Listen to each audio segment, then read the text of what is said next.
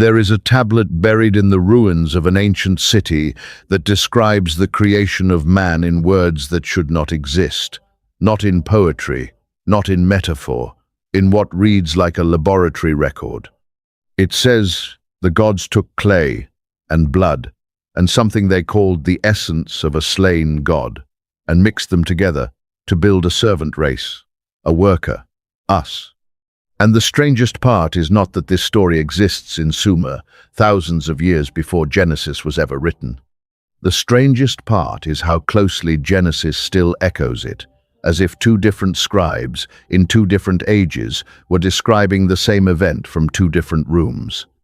Something happened at the beginning, something we were only ever given fragments of, and for centuries we have called it myth, because myth is easier to sleep beside than the alternative. Tonight we go back to that beginning. Not the version told in Sunday school, the version buried underneath it. In the oldest texts of Mesopotamia, long before the word Israel meant anything to anyone, there is a name that keeps surfacing, Anunnaki. It means, roughly, those who from heaven to earth came. Not spirits, not abstractions, beings, described as having descended, having ruled, having built, having argued among themselves the way rulers do. Some texts describe two great factions among them. One that wanted to exterminate the growing human population. One that wanted to protect it, teach it, even breed with it. If that sentence unsettles you, hold on to that feeling. It is the same feeling a much later book tried to describe, in a single strange verse, before moving on as if nothing had happened. Genesis chapter 6. 6 verses that scholars have argued over for 2,000 years, because they refuse to fit neatly into the story around them. Sons of God, coming in to the daughters of men. Children born of that union, called the Nephilim, a word that in the original Hebrew does not simply mean giants. It means the fallen ones, or those who cause others to fall. 6 verses, and then silence, as if the text itself flinched. Picture it, not as a line in a book, but as something that actually happened beneath an open sky, in a world without cities as we would recognize them, without written law, without machines. A world of rivers and clay and fire kept alive in stone circles. And into that world, something comes down. Not gently, not as a whisper in a dream, as a presence, as a weight in the air that makes the animals go silent and the humans fall to their knees without knowing why. Try to imagine what a person in that world would have felt. No frame of reference for what they were seeing, no word for aircraft, no word for advanced technology, no concept of biology or genetics. Only the raw experience of something vastly beyond them, arriving with fire, with light, with voices that sounded like thunder shaped into language. What would you call that? You would call it divine. You would call it a god. Because that is the only category your mind has left to file it under. This is the quiet suggestion buried in Genesis, and shouted openly in Sumer, that the beings called gods were not metaphors for weather or fortune. They were something else entirely. Something that came from somewhere, did something here, and then, according to nearly every ancient tradition that describes them, left. The Sumerian tablets are almost clinical about what happened next. They describe a being named Enki, sometimes called the god of wisdom, and a being named Ninhursag, described as a mother goddess of birth and genetics, working together in what is described, quite literally translated, as a house of shaping. Not a temple in the way we imagine, incense and prayer. A workshop, a place of experiment. The text says they took the essence of a god, a being named Geshtue, whose blood and intelligence were used specifically for this purpose, and combined it with the clay of the earth. Vessel after vessel is described as failing. Some come out without the ability to speak, some without the ability to control their own limbs. The text does not shy away from this. It describes failure after failure, the frustration of the makers, the discarding of forms that did not work. And then, finally, a success. A being that could walk upright, speak, reason, and, crucially, work. Work. That word appears again and again in these texts.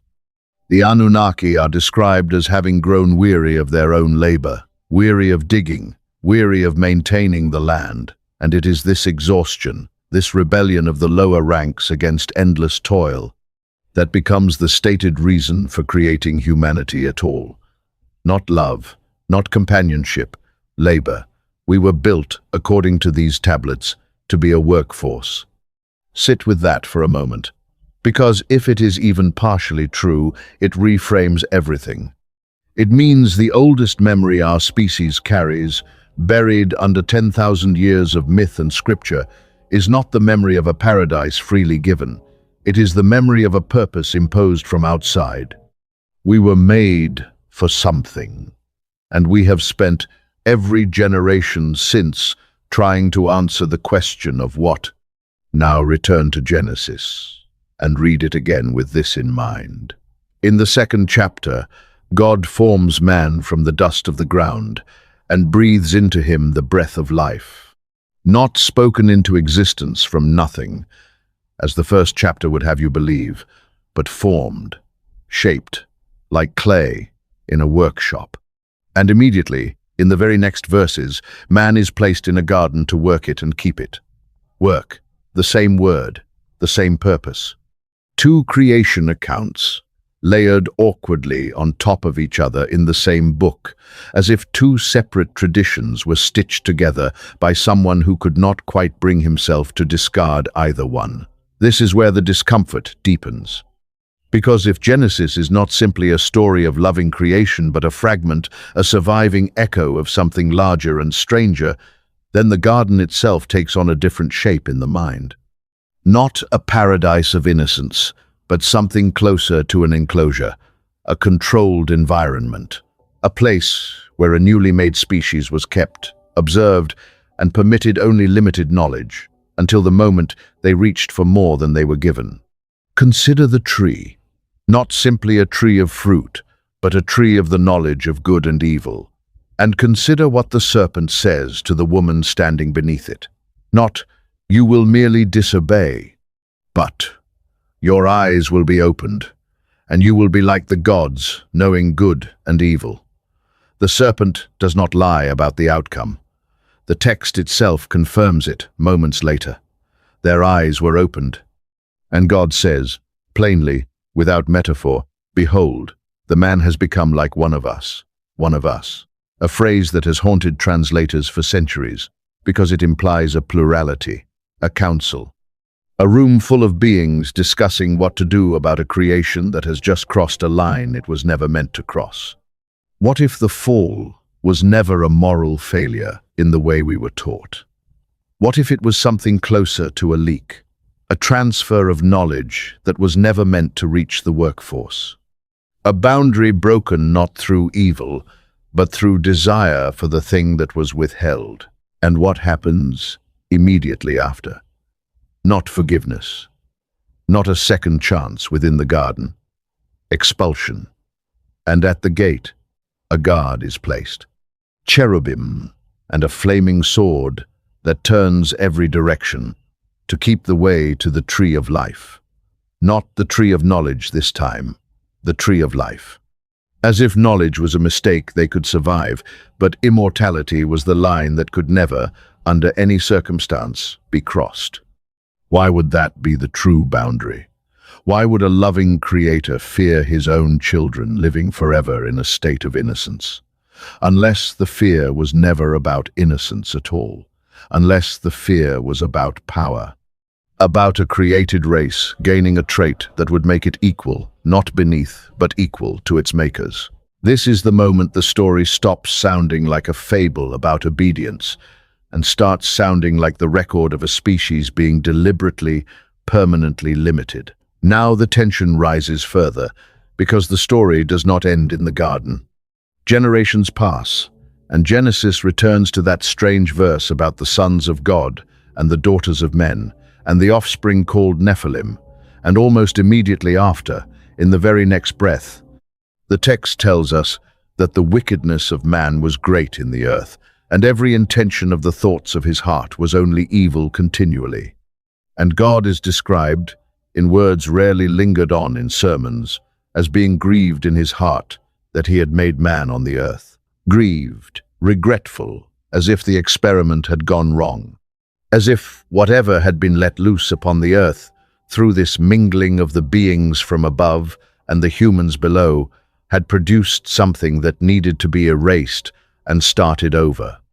And so comes the flood. Not simply a punishment for sin in the abstract.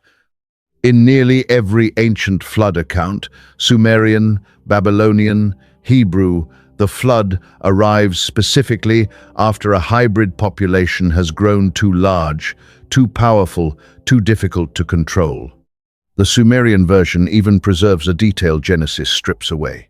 That one of the beings, aware the decision had been made in the divine council to destroy humanity, secretly warned a single man to build a vessel, to save his family, to save the animals, in direct defiance of the other gods. A rescue, carried out in rebellion against the very authority that ordered the destruction. Picture that scene, not thunder and cartoon animals boarding 2 by 2. Picture a man standing in the dark, outside a reed hut, being warned in a hushed and urgent voice by something he cannot fully explain to his own family, told to build what he has never built.